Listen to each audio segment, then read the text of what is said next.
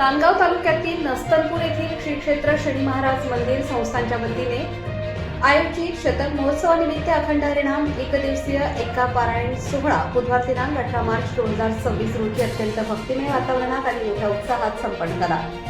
अखंड हरिनाम पारायण परंपरेची 100 वर्ष पूर्ण झाल्याने हा सोहळा ऐतिहासिक ठरला। भारत देशातील शनी महाराजांच्या 3.5 शक्तिपीठांपैकी आद्यपीठ म्हणून ओळख असलेल्या या पवित्र स्थळाची स्थापना प्रभू श्रीरामचंद्रांनी केल्याची धार्मिक मान्यता आहे। त्यामुळे या क्षेत्राला विशेष धार्मिक महत्त्व प्राप्त झाले असून शतक महोत्सवानिमित्त भाविकांची मोठी गर्दी उसळली होती। सोहळ्यात हरिभक्त परायण जगद्गुरु द्वाराचार्य महामंडलेश्वर डॉक्टर रामकृष्णदास महाराज लहिवतकर यांच्या प्रभावी कीर्तनांनी उपस्थित भाविक मंत्रमुग्ध झाले। त्यांच्या कीर्तनातून वारकरी संप्रदायाची शिकवण, नामस्मरणाचे महत्त्व आणि भक्तिमार्गाचा संदेश प्रभावीपणे मांडण्यात आला। या पारायण परंपरेची सुरुवात सुमारे 1926 ते 1927 दरम्यान परिसरातील श्रद्धावान पूर्वजांनी केली होती। वैकुंठवासी वेदूजी पांडुजी पाटील, वैकुंठवासी रामचंद्र माधवराव पवार, वैकुंठवासी बाळा फकीरराव गायकवाड, वैकुंठवासी त्र्यंबक संपतराव सुर्वे, वैकुंठवासी राजाराम बाबा, वैकुंठवासी लक्ष्मण गव्हाणे, वैकुंठवासी श्यामराव विठाळकर आणि वैकुंठवासी त्र्यंबकराव वाघ यांच्या पुढाकारातून सुरू झालेली ही परंपरा आजही अखंडितपणे सुरू आहे।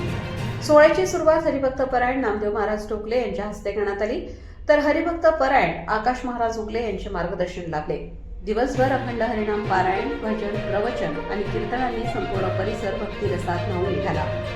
कार्यक्रमादरम्यान संत पूजन सोहळा विशेष आकर्षण ठरला।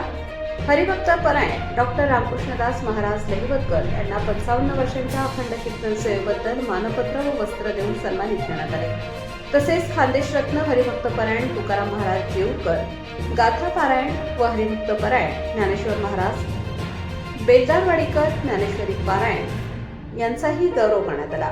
तालुक्यातील सुमारे 50 कीर्तनकार संतांचा यथोचित सत्कार संस्थांच्या वतीने करण्यात आला। नस्तनपूर येथील पुजारी श्री द्वारकादास कुलकर्णी व श्री देवीदास कुलकर्णी यांचा दीर्घकाळाच्या सेवाभावी पूजा अर्चेबद्दल विशेष सन्मान करण्यात आला। कार्यक्रमाची सुरुवात पहाटे काकड आरतीने झाली, त्यानंतर अखंड हरिनाम सुरूच राहिला। विठ्ठल वारकरी शिक्षण संस्था नांदगाव तसेच राजाराणी महिला वारकरी शिक्षण संस्था सावरगाव यांच्या वतीने हरिपाठ सादर करण्यात आला।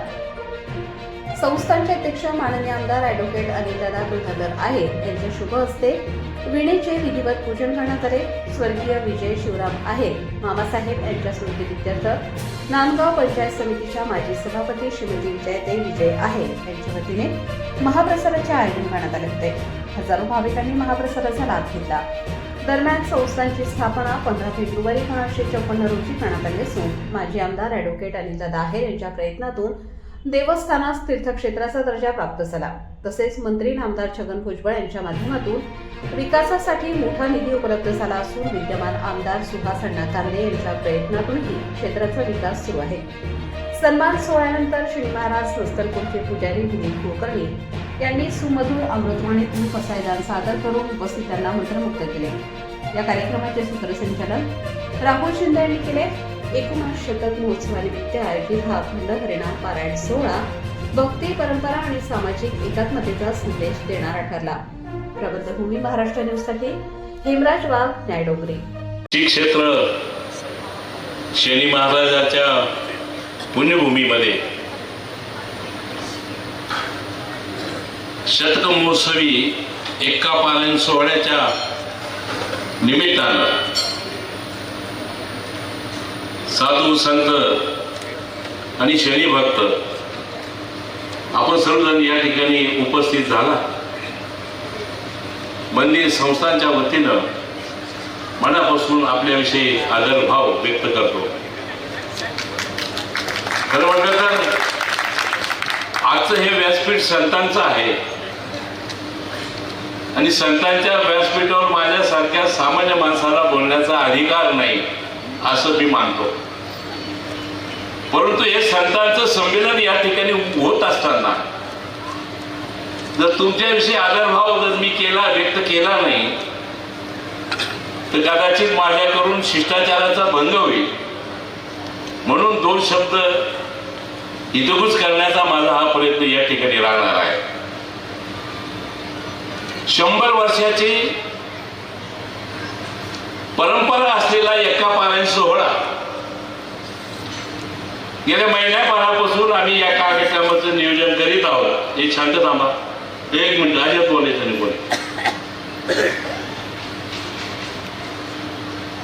याचं नियोजन करीत असताना 100 वर्षाचा मागोवा घेण्याचा प्रयत्न केला. 1926च्या दरम्यान, 27-26च्या दरम्यान आमच्या या पंचक्रोशीतील पूर्वजांनी एका पारायणाची